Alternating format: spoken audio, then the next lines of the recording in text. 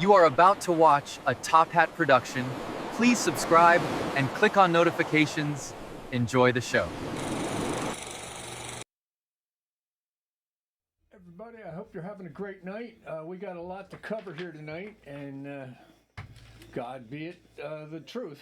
Today is January 12th. Well, actually, it's the 13th, and I'm doing some news from the 12th that I put together for you. And I like to, research it, put it together, and then read it to you because it's important that you make decisions, not just like have videos shoved at you and you don't know. Like I have I took the video of the lady that was driving into the ICE agent, and I slowed it down and zoomed into it enough so you can see that the ICE agent was pushed out of the way, and that means that he was hit, one way or another, and he reacted the only way he understood, defensively. Okay, so anyway, Representative Ilhan Omar is at the center of a massive political firestorm in Minneapolis involving an ICE shooting and a federal fraud investigation. Here is the breakdown of what is happening. The Minneapolis ICE shooting controversy. Last Wednesday, an ICE agent shot and killed Renee Nicole Good, a 37-year-old American citizen in Minneapolis. The conflict, President Trump and DHS Secretary Kristi Noem have labeled the shooting an act of domestic terrorism, claiming Good tried to use her car as a weapon.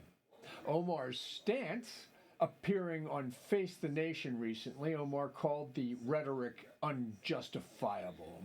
She accused the administration of making early judgments before a full investigation and urged citizens to film ICE agents to ensure accountability and transparency.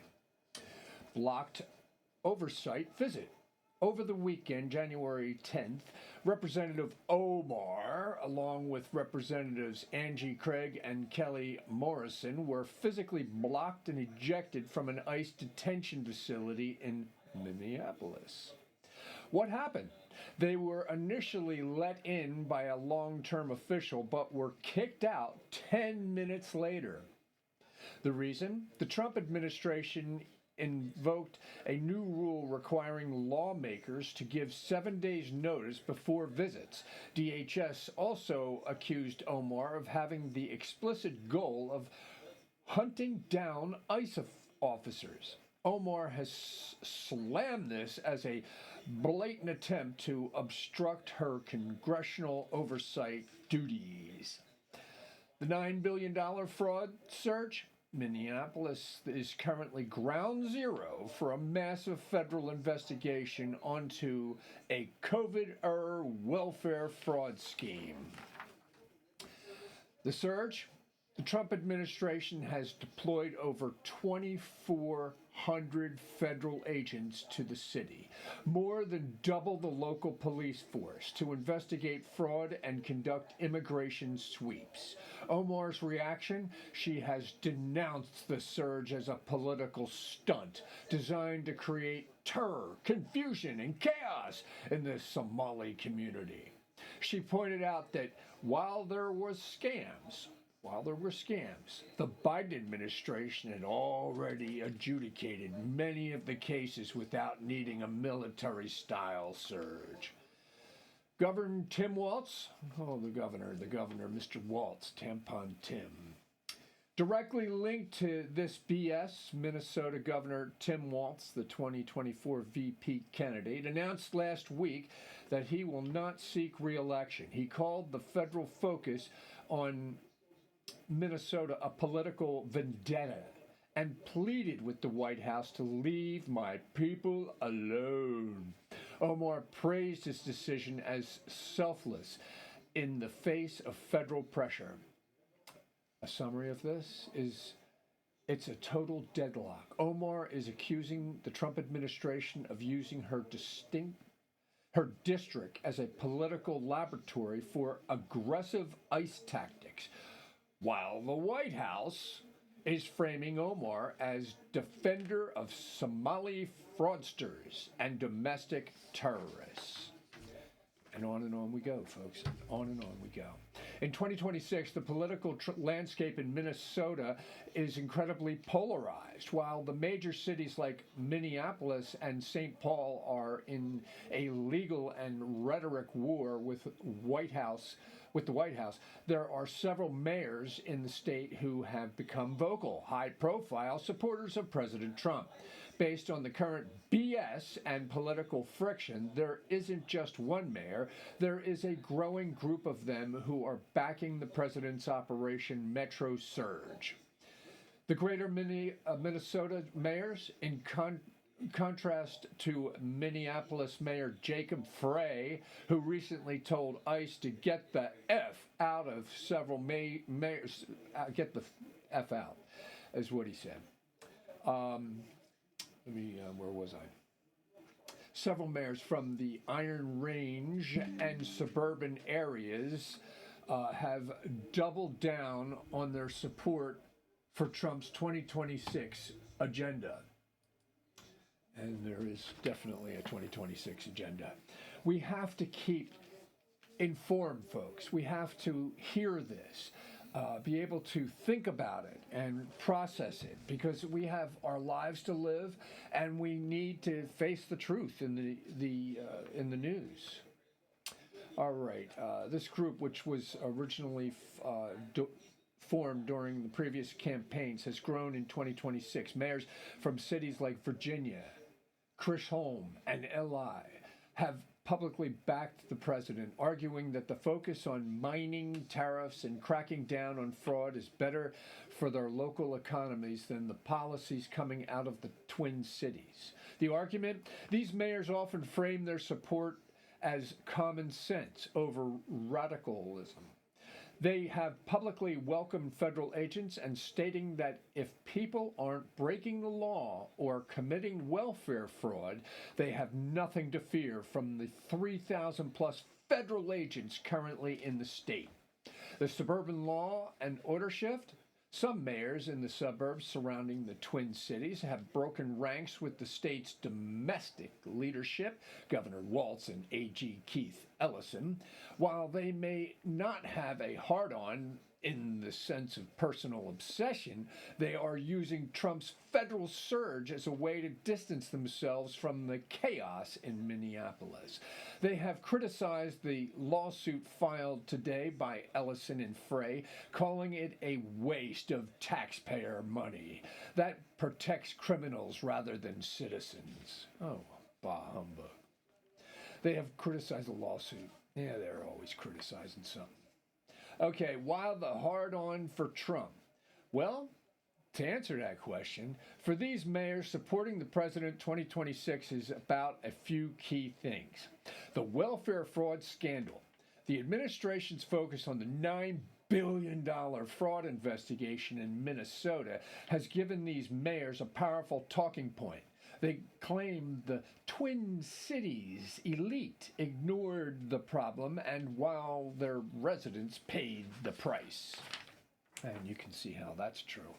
Really, you can. I mean, that young man that did the news story and kind of broke it, you know, he's been under fire himself, and that's pretty scary. I mean, he's just a young man going around with a camera and a friend maybe and some people to help him out cover the story. The Leering Center, that really kind of tipped the iceberg over there.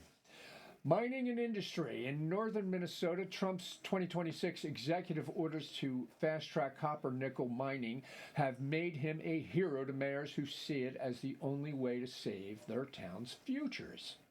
Direct access. Trump has a habit of calling these local mayors directly or inviting them to the White House, making them feel like they have more power than they do through the traditional state government channels. I mean, think about it. If you're not agreeing with your own state government, they're not going to make you feel like you have any power. They cut you off, and Trump's trying to give them some kind of sense of empowerment. That's what we all need, including these officials who are trying to stay on the side of the right, the good, the positive, everything the Lord God is all about. On the latest episodes of the 5 and and Gutfield, January 12th, 2026. Greg Gutfield has been having a field day with the Minneapolis meltdown. In classic Gutfield fashion, he's framing the Ilhan Omar and Jacob Frey situation as a mix of radical theater and pathetic desperation. Here is his take on the BS. On the ICE shooting and Renee Good, Gutfield's main argument is that the left, specifically Frey and Omar, are practicing what he calls preemptive outrage. Well, I guess that's a disguised term of some sort to block. The Tide Pod comparison. He recently stated that interfering with law enforcement has become the new Tide Pod challenge for radicals. He mocked Omar for calling the shooting an execution before the body cam footage was even fully processed, calling it a deliberate attempt to incite riots. The professional agitator Angie Gutfield echoed President Trump's recent claim that Renee Good was a professional agitator. He joked that the only thing good about the situation was how quickly it revealed the insurrectionist DNA of the Minneapolis leadership. Scary stuff, folks. On the Ilhan Omar being blocked from ICE, Gutfield found the footage of Omar being ejected from the ICE facility hilarious. Ha ha ha ha. Anyway, Omar just, did she sign the deport papers yet? Anyway, the hall monitor joke. He compared Omar to a power-tripping hall monitor who finally found a door she couldn't open. He argued that her oversight visit was actually a scouting mission for protesters. The silence of the Dems. He pointed out on Gutfield that almost no mainstream Democrats are coming to her defense. His theory, even her own party is tired of her "the sky is falling and it's America's fault" routine. I mean, that's what Omar is constantly insinuating. On Mayor Jacob Frey's F-bomb, Frey's viral moment telling ICE to get the F out was a block on yesterday's Gutfield show. Sedition. Light. Greg agreed with guest Will Kane, and Frey's rhetoric is borderline sedition. He mocked Frey for trying to look tough after years of letting Minneapolis be the nation's capital of carjackings and COVID fraud. The small dog analogy? He compared Frey to a chihuahua yapping at a semi-truck, suggesting that the more Frey screams, the more federal agents Trump will send just to spite him. Ouch. The $9 billion elephant in the room. Does anybody know about a $9 billion fraud scheme going on? Oh, yes, let's read about it. The overreaching Gutfield theory is that this entire anti-ICE crusade is a smokescreen. He argues that Frey and Omar are only attacking ICE to distract from the federal fraud investigation into the $9 billion welfare scandal. The quote, "They aren't worried about justice for Renee Good. They're worried about jail for their campaign donors." The Gutfield bottom line, Greg's take is that Minneapolis has become a failed state experiment and that Frey and Omar are the mad scientists trying to blow up the lab before the inspectors, the Trump administration, find the receipts. And they will. They'll find the receipts and we'll get to the bottom of this and we'll get to move on with our lives, which is a good thing, folks. This video, there is a video of the incident, but how you interpret it depends entirely on which side you're listening to. In 2026, this has become one of the most disputed pieces of footage in the country. Now, I have the video, and I put something together here for you, and I really want you to see it if I can find it. I thought I had it. I really did. I really thought I had it. Maybe I have to pull it in, which, if you just bear with me, since I do it all by myself, y'all, you know what I mean? You know what I mean. God, I know I just did this. Where is it? Work with me, folks. Oh my. Well, I just put the video together as God is my witness, and I should have it, and I don't know why it's not there. I'm going to open up some stuff here and see if I can get it for you, because I really don't know where it should be in my media log to do it. Lady Dies. That's what it's all about. It's called Lady Dies, and I'm trying to find that. And what I do is I zoom in to the incident from another camera's perspective that's shooting it from the front. And I zoom in and I slow the video down so you can determine what you see to the best of your ability. Yeah, it's a little kind of work, but if you look at it, and I did it 4 times in this video so you could see it. Let's just see here. Where did it go? Let me see if I can find it and pull it into my show here for you, because I want to play it for you and then read the rest of this good stuff to you. All right, regular videos, and where is Lady Dies? Lady Di. Remember Princess Diana? I loved her. I bet you most people did. It's just the way it is. You know what I mean? All right. This is just bizarre. I'm thinking it's this one, but I have to open it up, and unfortunately, they're approaching. Yeah, Okay. Play it. Agents just pulling up here. If I see it slow down, I will play this video for you. So help me God. That it's hard to see what takes place in this I don't particular think that video. one's the right one. I think it's the other one, but I'll know in 2 seconds. So stand by. I made the mistake. They're approaching. Yeah, okay. this is agents just pulling up here. The vehicle is There we go. right. I found it. Now, I will pull this video into the program here. There it goes. And I had it all along. Who would have thunk? All that worry about nothing, huh? Forgive me, okay? I'm trying to give you a good job and an honest-to-God job of what's going on in the world today, and let you decide for yourselves.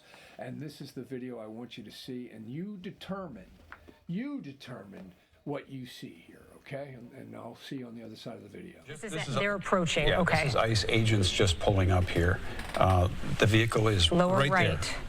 And it happens so fast that it's hard to see what takes place in this particular video, but that is the front angle, and then we have also obtained some video from behind where it happens, but that is the vehicle that belongs to the woman who was killed today.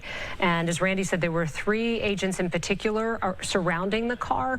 It's unclear why she was parked at an angle in the street, or what was happening in the street at that time. We do know that as they approached her vehicle, one agent told her to get out of the car, and then we see the car start to move, and then we hear the shots. So that video you just saw is the one that President Trump also viewed this afternoon as well. And post watching that video, the president did put out a statement. I believe we have that for you. And it reads like this: I have just viewed the clip of the event which took place in Minneapolis, Minnesota. It is a horrible thing to watch. The woman screaming was obviously a professional agitator, and the woman driving the car was very disorderly, obstructing and resisting, who then violently, willfully, and viciously ran over the ICE officer, who seems to have shot her in self-defense. We will say from our observations, the officer does not appear to have been on the pavement. He was in front of that bumper at the time, but we never saw from any of our angles him hit the pavement. He goes on to say, is there more of the president's statement, or is this the full context? He goes on to say they are just trying to do a job of making America safe. We need to stand by and protect our law enforcement officers from this, and these are his words, radical left movement of violence and hate. Again, that was President Trump's evaluation as he watched the video earlier. And then we have the clip of the perspective from behind the vehicle as well that we want to show you. So you've seen the perspective from the front, and now we're going to show you the perspective from behind from somebody who had a cell phone out. We're going to try to get to a point where we can maybe slow this down and show you some still shots. But as Randy was saying, we see all of the agents standing in the street, nobody on the ground. Again, that is the perspective from behind, and we've watched it several times. So again, that vehicle the woman was in is it's parked in the street. We don't know for how long though, and it was at an angle, and we know that ICE agents then approached that vehicle, and then the vehicle started to take off. Then after you hear the shots, it veers off into that parked car on the side of the street. Kristi Noem also issued a statement today, and I don't know if we can put it up on the screen, but just want to give you the perspective of all the different reactions that are coming in as a result of this shooting this morning. Noem saying it was an act of domestic terrorism. What happened was our ICE officers were out in enforcement action. They got stuck in the snow because of the adverse weather that is in Minneapolis. They were attempting to push out their vehicle, and a woman attacked them and those surrounding them and attempted to run them over and ram them with her vehicle. An officer of ours acted quickly and defensively, shot to protect himself and the people around him. My understanding is she was hit and is deceased, and we've confirmed that. This goes to show the assaults that our ICE officers and law enforcement are under every single day. So, as you can see, that video, in my opinion, if you value my opinion at all, it shows that the ICE agent was in front of the car, and he got pushed around because she hit him. Anyway, so let me read some more. The two versions of the story. The Trump administration's claim the car was a weapon. The narrative, the White House and DHS Secretary Kristi Noem claimed the video shows Renee Nicole Good using her maroon Honda SUV as a weapon of domestic terrorism. What they point to in the video after being told to get out of the effing car, Good reverses and then moves the car forward. The president claims she ran him over, and that is a miracle the agent is alive. Now, he could have went under the car, but he was trying to move away from the front of the car. And that's to the ICE agents, thank God he did that. But she did hit him. And it's in this video, so you can play it over and over again if you want and see it. I slowed it down, zoomed it in. I mean, you can see that the agent was in front of the car on the driver's side, and he rolled himself somehow over to the other thing. But she aimed the car at him, and she hit him and kept going. That's it. Trump told reporters on Air Force One that you can hear a crunch in the video, which he interprets as the car hitting the agent. The mayor, Omar, witness claim the shooting was an execution. The narrative, Mayor Jacob Frey, Representative Ilhan Omar, and Governor Tim Walz call the federal narrative pure propaganda and bull sugar. Well, I'm being nice about it. What they point to, they argue the video shows Good was calm, saying, "I'm not mad at you," and was simply trying to drive away from a chaotic situation where agents were giving conflicting orders. The hip injury. Mayor Frey mocked the idea that the agent was run over, stating the agent walked away with a minor hip injury. He might as well have gotten from closing a refrigerator door. That's pitiful. I mean, it's really pitiful. Just think about this. If I aimed the car at you and I hit you and you were smart enough and, you had physical dexterity enough to roll yourself around the side of the car, would you not be mad at me? Doesn't take an Einstein to figure that one out.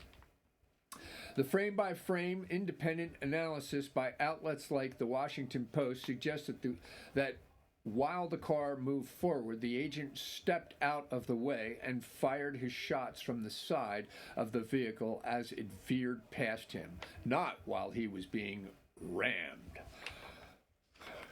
Okay, you're being rammed. Now what do?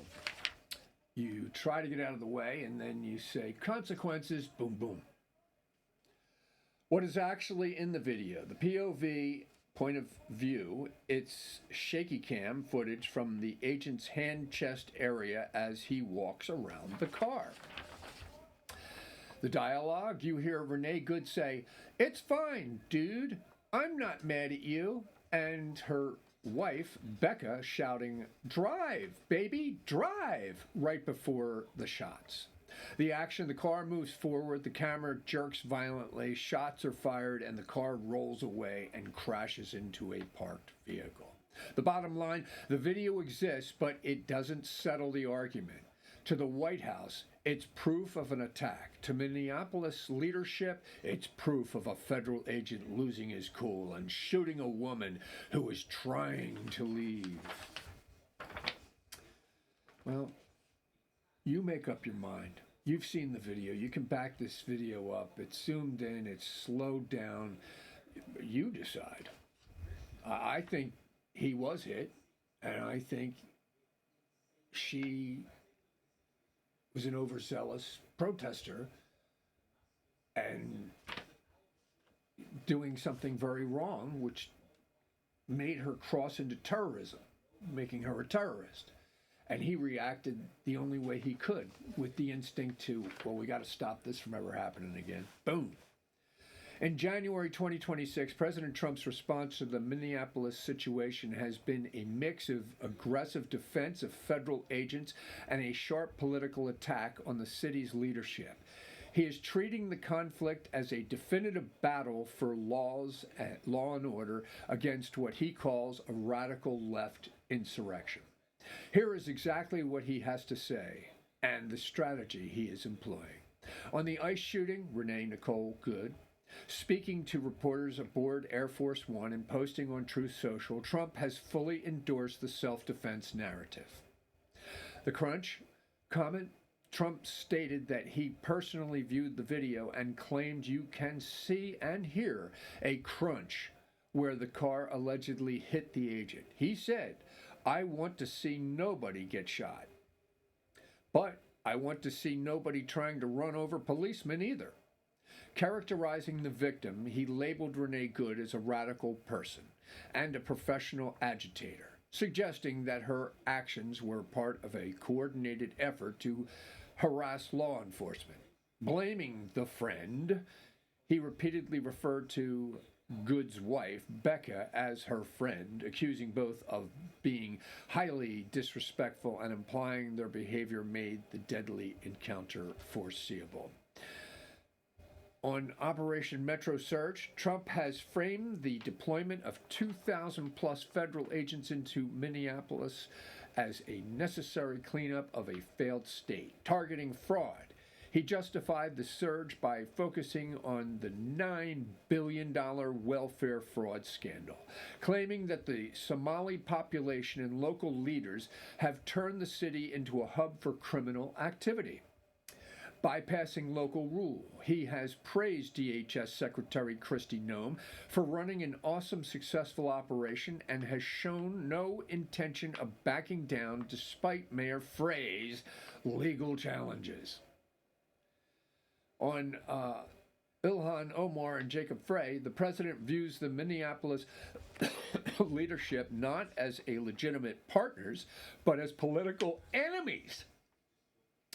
The sedition narrative. Trump's allies have echoed his sentiment that Frey and Omar are essentially committing sedition light by obstructing federal officers. Retaliation claims.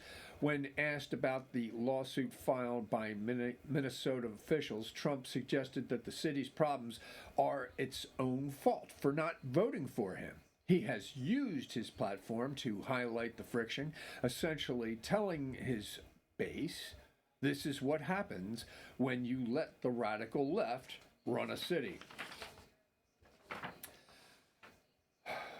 Executive tactics. Beyond words, Trump's administration is using specific hardball tactics. Evidence lockdown. The FBI and DOJ have taken sole control of the shooting investigation, blocking the Minnesota Bureau of Criminal Apprehension, BCA, from accessing the scene or the evidence. Financial pressure. The administration has frozen over $10 billion in federal child care and family assistance funds for Minnesota and other resistant states, citing fraud and misuse. Trump is using the Minneapolis crisis to prove his America First strength. To him, the ICE agent is a hero and the victim was an agitator. And the Mayor Frey is a weak leader who lost control of his city. Folks, you've just heard like the top part of what is in the news. And now we have to find out, what does God think of all this, and plug all that into it. It is completely understandable to seek a firm foundation when things feel chaotic and polarizing. With everything happening in Minneapolis and the intense national debate, these verses that I'm about to read with you offer a reminder of where true peace and authority reside. Here are some of the most encouraging scriptures I could look up and read to you. On peace amidst chaos, John 16:33. I have told you these things so that in me you may have peace. In this world you will have trouble, but take heart, I have overcome the world. Philippians 4:6-7. Do not be anxious about anything, but in every situation by prayer and petition, with thanksgiving present your requests to God, and the peace of God, which transcends all understanding, will guard your hearts and your minds in Christ Jesus. Isaiah 26:3. You will keep in perfect peace those whose minds are steadfast, because they trust in you. Oh, God's sovereignty over leaders. Daniel 2:21. He changes times and sessions. He changes times and seasons. He deposes kings and raises up others. I got to get a new pair of glasses, folks. That's what's going on here. He gives wisdom to the wise and knowledge to the discerning. Psalm 46:1-2. God is our refuge and strength and ever-present help in trouble. Therefore, we will not fear. Though the earth give way and the mountains fall into the heart of the sea. Proverbs 21:1. In the Lord's hand, the king's heart is a stream of water that he channels toward all who please him. Please the Lord. Get to know him. Read his words. Psalm 91's a good long psalm to read. Trust me. I've read it many times.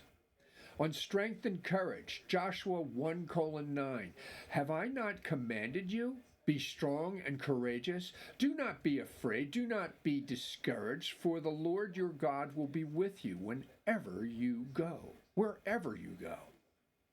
2 Timothy 1:7. For the Spirit God gave us does not make us timid, but gives us power, love, and self-discipline. Isaiah 41:10.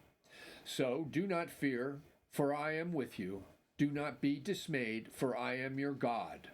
I will strengthen you and help you. I will uphold you with my righteous right hand. On seeking justice and mercy. Bakah 6:8.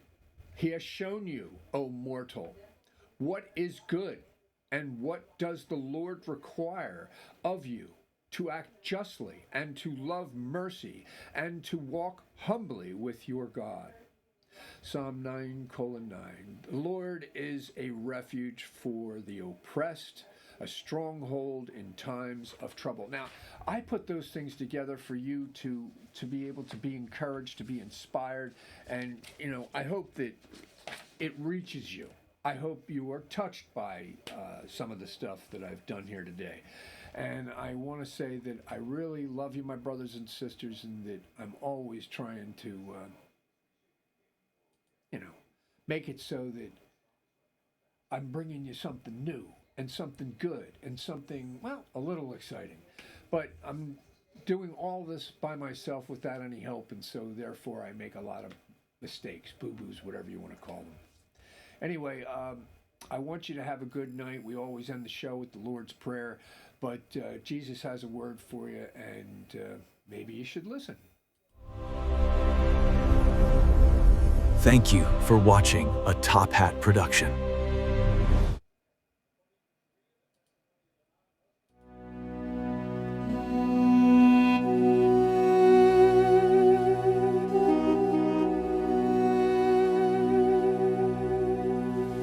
Hochano ohil, salaweto, arund vashmeya,